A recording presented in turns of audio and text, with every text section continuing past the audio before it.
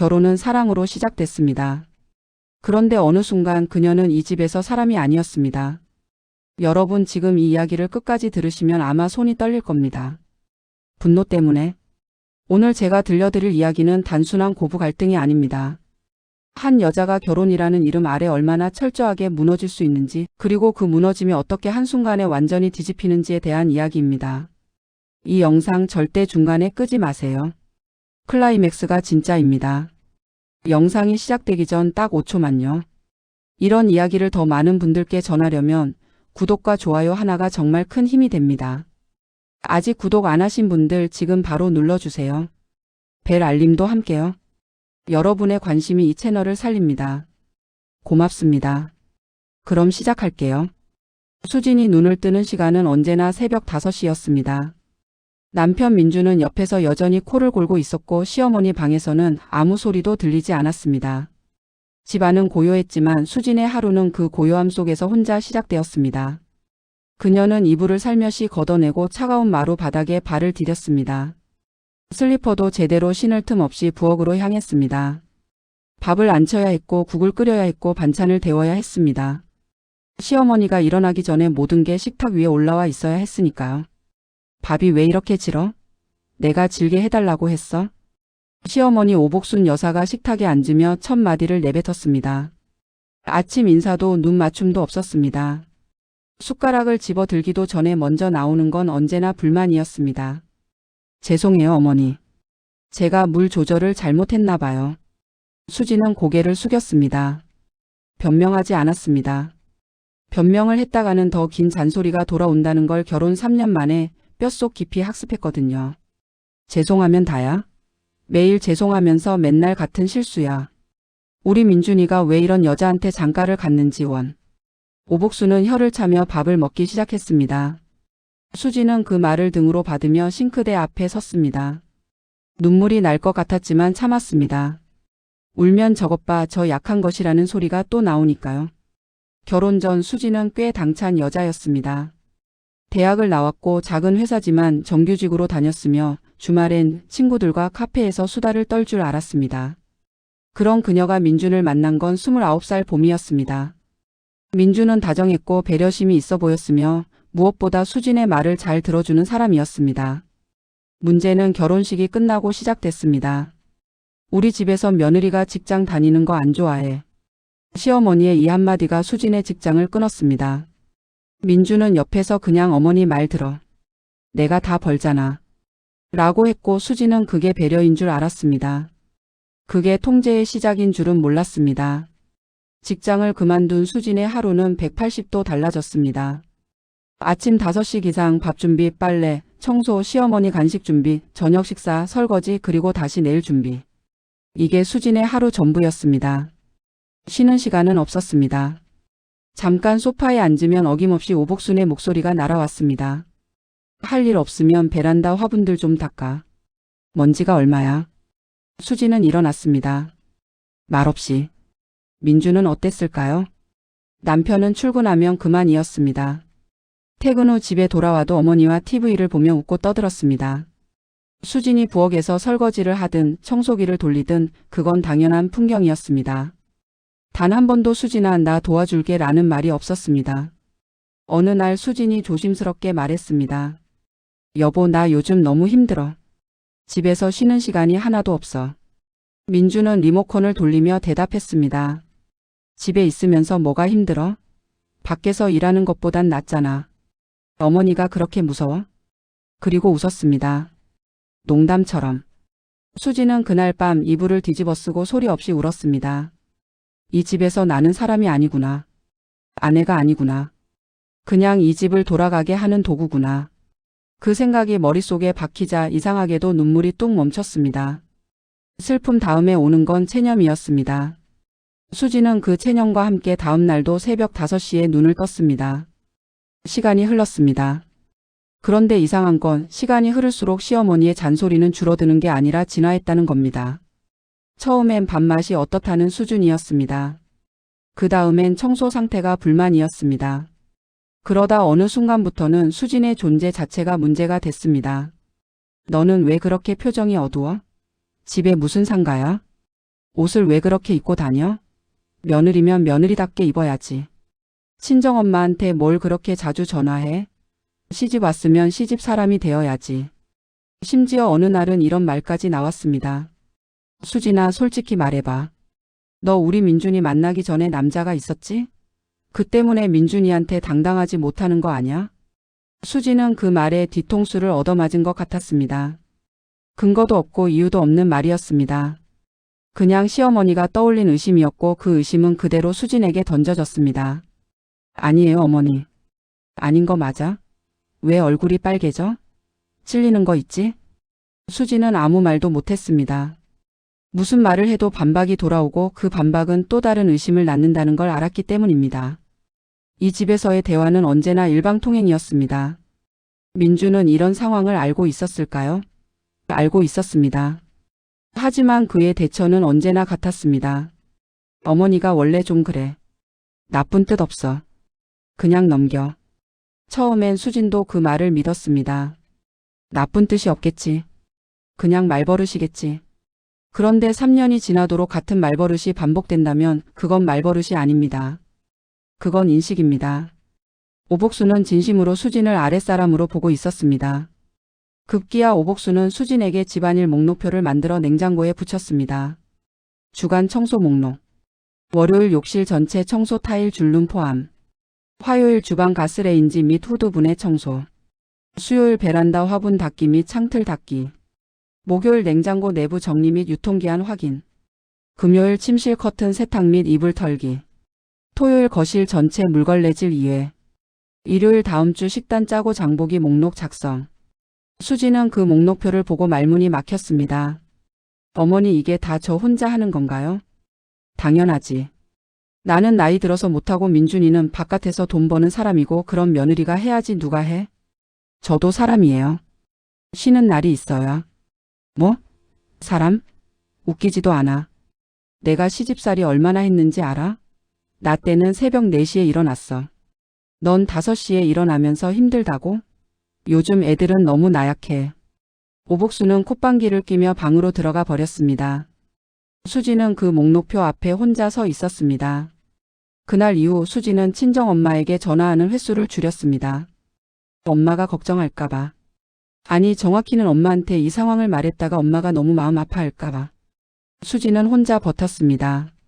매일 밤 이불 속에서 조용히 무너지면서도 낮에는 웃으며 앞치마를 둘렀습니다. 그 무렵 수진의 몸도 이상 신호를 보내기 시작했습니다. 만성 두통, 불면증, 손발 저림. 병원을 가고 싶었지만 시어머니에게 말했다가 그게 무슨 병이야, 꾀병이지 라는 소리가 돌아올 게 뻔했습니다. 그래서 혼자 참았습니다. 수진은 점점 말이 없어졌습니다. 웃음도 없어졌습니다. 거울 앞에 서면 자신이 낯설었습니다.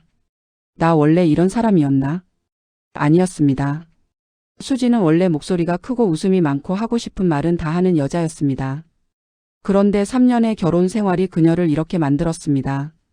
고개를 숙이고 말을 삼키고 눈물을 참는 여자로. 그날도 평범한 오후였습니다. 아니, 수진에게 평범하다는 건 고되다는 뜻이었습니다. 오복수는 소파에 앉아 TV 드라마를 보고 있었습니다. 담요를 두르고 귤을 까먹으면서. 그 귤 껍질은 당연히 수진이 치울 몫이었습니다. 수진은 부엌에서 저녁 준비를 하고 있었습니다. 앞치마를 두른 채 뜨거운 냄비 앞에 서서 땀이 이마를 타고 흘렀지만 닦을 여유도 없었습니다. 오늘 저녁은 오복순이 갑자기 갈비찜이 먹고 싶다고 해서 2시간째 준비 중이었습니다. 수진아, 갈비찜 언제 돼? 배고파. 조금만 더 기다려주세요, 어머니. 30분 안에 드릴게요. 30분? 그걸 말이라고 해? 빨리빨리 좀 하지. 저녁 때가 다 됐는데 아직도 30분이나 남았어? 수지는 말없이 불 조절을 했습니다. 바로 그때였습니다. 딩동. 초인종이 울렸습니다. 수지는 이상하다고 생각했습니다. 남편 민주는 아직 퇴근 시간이 아니었고 예고된 손님은 없었습니다. 앞치마를 손으로 툭툭 털며 현관으로 향했습니다. 머리가 헝클어져 있다는 걸 알았지만 거울을 볼 여유가 없었습니다. 문을 열었습니다. 그리고 멈췄습니다. 문 앞에 서 있는 사람은 수진의 친정엄마 황명숙이었습니다. 엄마? 수진의 목소리가 떨렸습니다. 반가움인지 놀람인지 아니면 당혹감인지 셋 다였습니다. 왜 미리 연락을 안 하고. 황명숙은 대답하지 않았습니다. 딸의 얼굴을 훑었습니다. 헝클어진 머리, 땀에 젖은 이마, 기름 얼룩이 튄 앞치마, 그리고 충혈된 눈. 3년 만에 본 딸은 너무 달라져 있었습니다. 황명숙의 눈이 천천히 딸의 어깨를 지나 거실 안쪽으로 향했습니다. 소파에 담요 두르고 귤 까먹으며 TV 보는 오복순. 뜨거운 부엌에서 땀 흘리며 혼자 갈비찜을 만들고 있었던 딸. 황명숙의 표정이 굳었습니다. 그건 분노라기보다는 믿을 수 없다는 표정이었습니다. 설마 했던 일이 눈앞에 있었습니다. 수지는 황급히 말했습니다. 엄마 안에 들어와. 내가 차 한 잔 줄게. 차는 무슨 차? 황명숙은 조용히 그러나 또렷하게 말했습니다. 그리고 슬리퍼를 신고 거실로 들어섰습니다. 오복순이 TV에서 눈을 떼지 않은 채 말했습니다. 누구야? 저예요. 황명숙이 소파 앞에 서서 말했습니다. 그제야 오복순이 고개를 돌렸습니다. 눈이 마주쳤습니다. 아, 사돈 어른이시네요. 어머, 연락도 없이 오셨어요? 오복순은 황급히 담요를 걷어내며 자세를 고쳤습니다. 귤 껍질을 손으로 쓸어 담으면서 어색하게 웃었습니다. 황명숙은 그 모습을 말없이 바라봤습니다. 그리고 천천히 시선을 부엌 쪽으로 돌렸습니다. 수진이 다시 냄비 앞으로 돌아가 있었습니다. 엄마가 왔는데도 자리를 피해서 몸에 배어버린 습관처럼. 황명숙의 눈에 눈물이 맺혔습니다. 아무도 그 눈물을 보지 못했습니다. 사돈 어른 앉으세요. 수진아, 사돈 어른 차 좀 드려. 오복순이 당연하다는 듯 소리쳤습니다. 그 순간이었습니다. 황명숙이 입을 열었습니다. 사돈 어른. 황명숙의 목소리는 낮았습니다. 하지만 그 낮음이 오히려 더 무서웠습니다. 떨리지 않았고 흔들리지 않았습니다. 제가 오늘 여기 온 건 갑자기 생각나서가 아닙니다. 오복순이 눈을 깜빡였습니다. 사실 수진이가 직접 말한 적은 없었어요. 그 애가 워낙 입이 무거운 편이라. 그런데 이상하게 전화할 때마다 목소리가 달랐습니다. 처음엔 제가 착각인가 했어요. 그런데 1년이 지나도 2년이 지나도 그의 목소리에서 웃음소리가 사라졌더군요. 수진이 부엌 입구에 멈춰 섰습니다. 엄마의 말을 듣고 있었습니다. 눈물이 차올랐지만 터지지 않았습니다. 오늘 제가 오기 전에 이 건물 경비분께 여쭤봤습니다. 우리 수진이가 매일 몇 시에 나와서 뭘 하는지. 들으니까 그 애가 새벽부터 장 보러 나오는 걸 자주 봤다고 하더군요. 비 오는 날도 추운 날도. 오복순의 표정이 조금씩 굳어지기 시작했습니다. 지금 제 딸 상태를 보셨습니까? 황명숙은 시선을 수진에게 돌렸다가 다시 오복순에게 고정했습니다. 저 앞치마, 저 눈 밑 다크서클, 저 손 갈라진 것 좀 보세요. 시집 온 지 3년 된 며느리가 저 모양이면 이 집이 며느리를 어떻게 대우했는지 말 안 해도 알겠습니다. 오복순이 자리에서 일어서며 목소리를 높였습니다. 사돈 어른, 말씀이 좀 심하신 거 아니에요? 제가 수진이를 얼마나 잘 대해줬는데 어디서 저한테 이런 말씀을. 잘 대해주셨어요? 황명숙의 눈이 가늘어졌습니다. 사돈 어른이 소파에 앉아서 귤 드실 때 제 딸은 부엌에서 갈비찜을 만들고 있었습니다. 손님이 왔는데도 차 한 잔 마실 틈도 없이. 사돈 어른이 그게 잘 대해주는 겁니까? 그거야 며느리가 집안일 하는 게 당연한 거잖아요. 저도 시집살이 했어요. 다들 그렇게 사는 거예요. 다들 그렇게 산다고요. 황명숙은 잠시 침묵했습니다. 그 침묵이 오복순을 더 불편하게 만들었습니다. 사돈 어른. 제가 오늘 드릴 말씀이 하나 있습니다. 황명숙은 핸드백에서 서류 봉투 하나를 꺼냈습니다. 이게 뭐예요? 이 건물 등기부등본입니다. 오복순의 눈이 흔들렸습니다. 이 건물 500이요. 지금 사돈 어른 댁이 살고 있는 이 집. 건물주가 누구인지 아십니까? 오복순은 말을 잇지 못했습니다.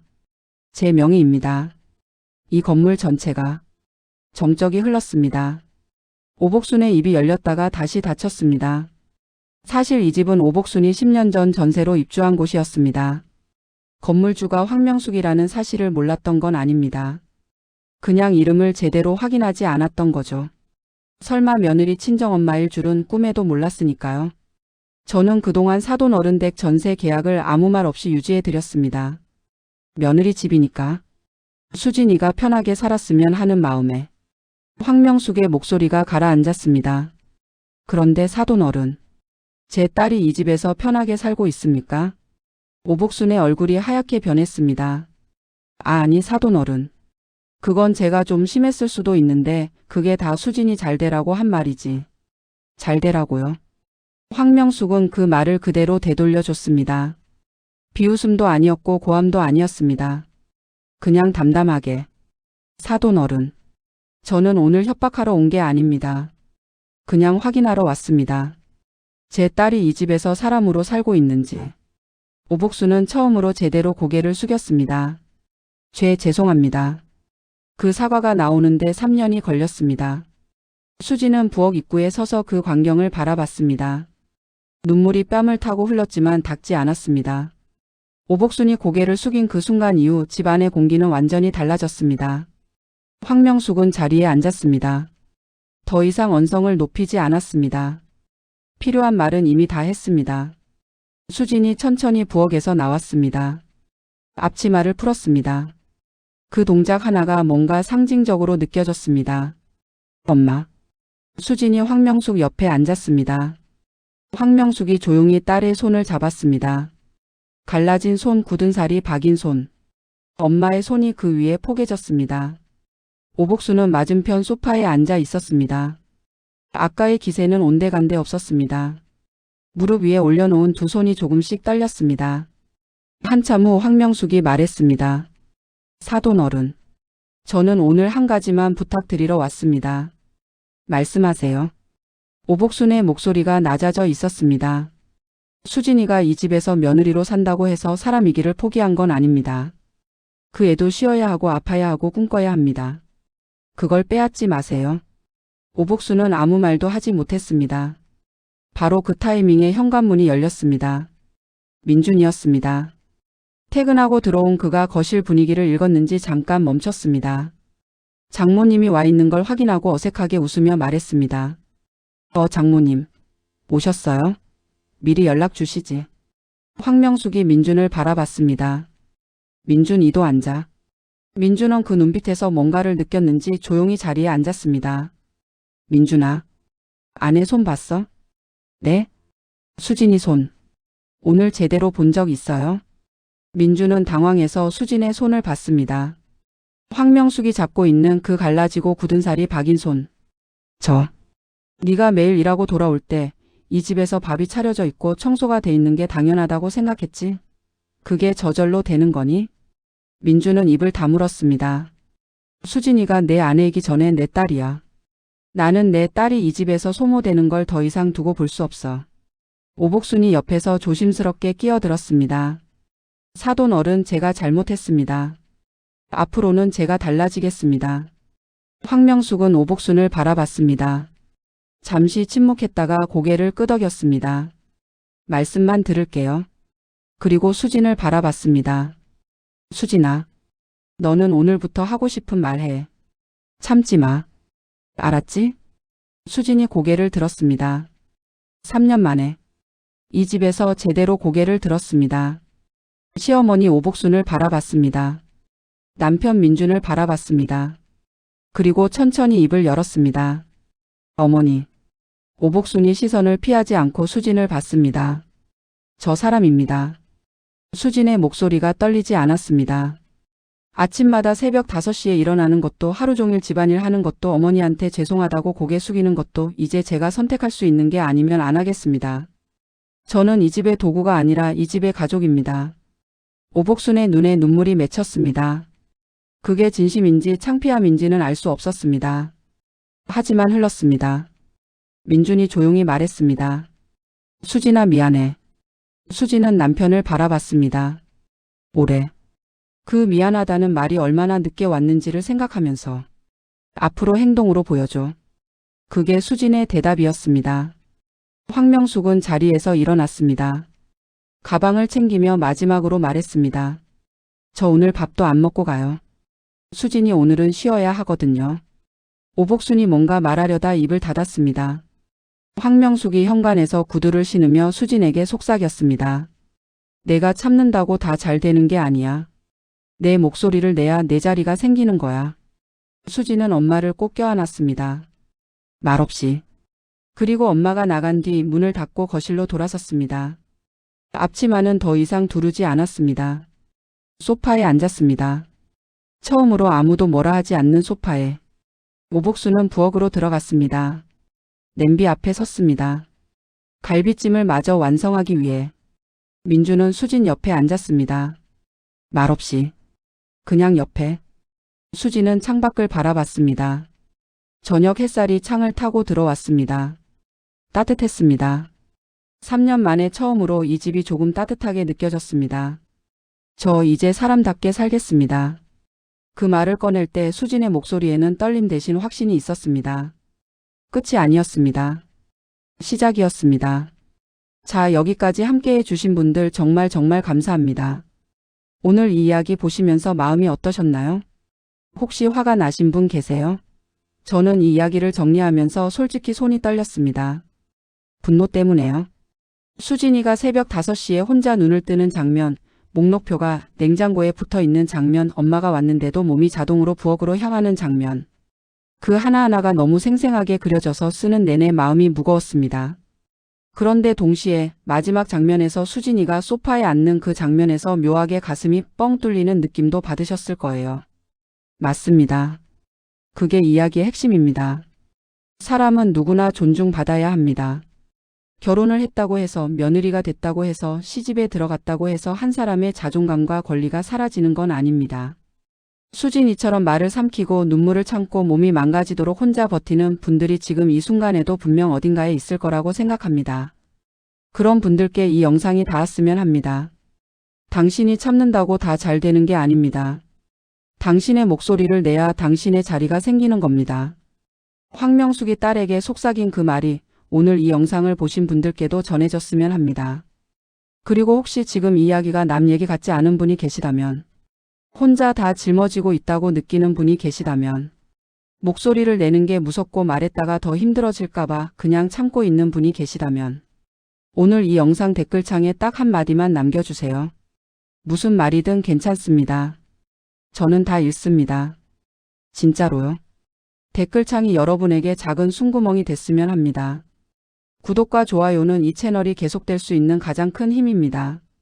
버튼 하나가 별거 아닌 것 같아도 그 버튼 덕분에 이 이야기가 더 많은 사람에게 닿습니다. 혼자 보기 아까운 영상이라고 생각하셨다면 주변에 한 명만, 딱 한 명만 공유해 주세요. 그게 저한테는 정말 큰 힘이 됩니다. 알림 설정도 꼭 눌러주세요. 다음 이야기도 오늘처럼 보다가 주먹 쥐게 되는 이야기로 준비해 오겠습니다. 오늘 이 긴 이야기 끝까지 함께해 주셔서 진심으로 감사합니다. 여러분이 있어서 이 채널이 존재할 수 있습니다. 다음 영상에서 또 만나요. 그때까지 부디 오늘 하루도 스스로를 아끼며 살아가시길 바랍니다. 우리 모두 사람답게 살 자격이 있습니다.